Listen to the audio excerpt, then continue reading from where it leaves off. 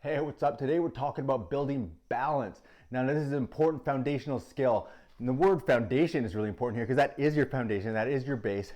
And why does this matter so much? So if you've been following me, I know you're working on your paddle strength, I know you're working on your breath control, but does that stuff even matter if when you catch a wave you just fall over? Because surfing is so complex in the movements, the wave is always changing, so you're constantly readjusting second to second. It's never the same, so you gotta be on your toes literally.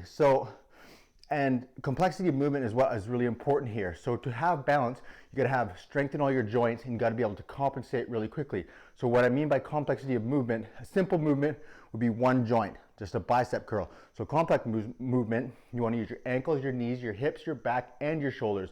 So I'm gonna show you 4 of my favorite workouts for balance that I do. You're gonna need a kettlebell. Well, you don't need a kettlebell, you need something heavy. You can pick up your cat, your kid, whatever it may be, a stack of books. Stack of books would be tough. A rock would be better, a brick, but I recommend getting a kettlebell. This is one of the most valuable tools ever.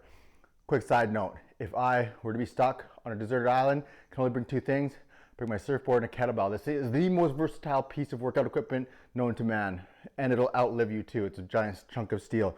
So start with, part of balance is foot strength. That's where you stick to the ground. You gotta have strong toes, you gotta have strong arch in your foot, because that's really where a lot of compensation happens, where you dig in, where you're leaning side to side. So this first workout is gonna look like this.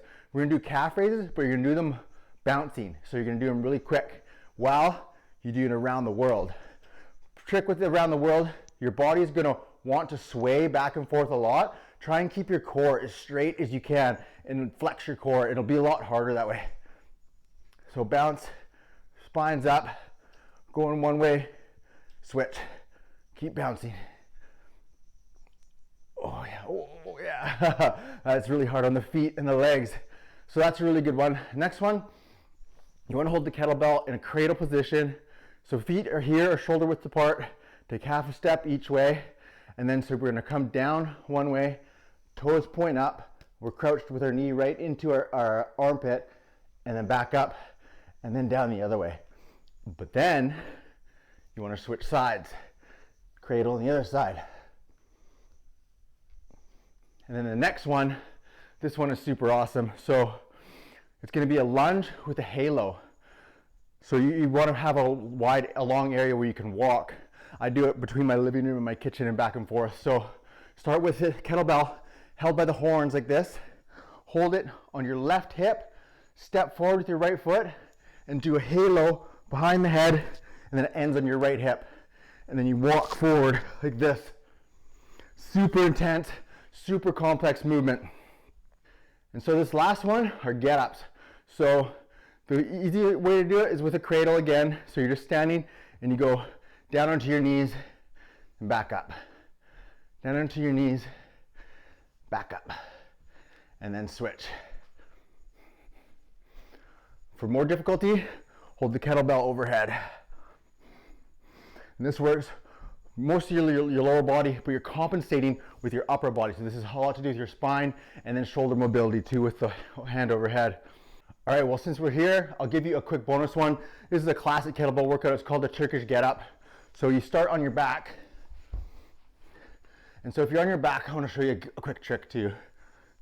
When you're on your back like this, you don't want to grab the kettlebell with one hand because you can really hurt your shoulder. You want to reach across and bring it up. So we've got one kettlebell, hold it up in the air, right knee comes up, left hand goes out, and you push up. So this is all about poses. So this is the first pose. And so then we take our left foot, our straight leg right here, and bring it under. So now we're in a lunge with it overhead. That's the next pose. Then you stand up, and that's the next pose. And then you do an overhead squat or 2. And then to get back down, we go back into our lunge pose. Then our hand goes down, foot goes out, our next pose, and then you release yourself down. And then you obviously do that for both sides. So complex movement, using one kettlebell so you're off balance, so you're compensating, using all the different joints, total body, so you have total body balance. So when you are in those complex situations in the ocean and you're forced to compensate, you spend all that time and effort on your fitness and your endurance and all that stuff. When you get on those great waves, you want to make sure you stay on those great waves.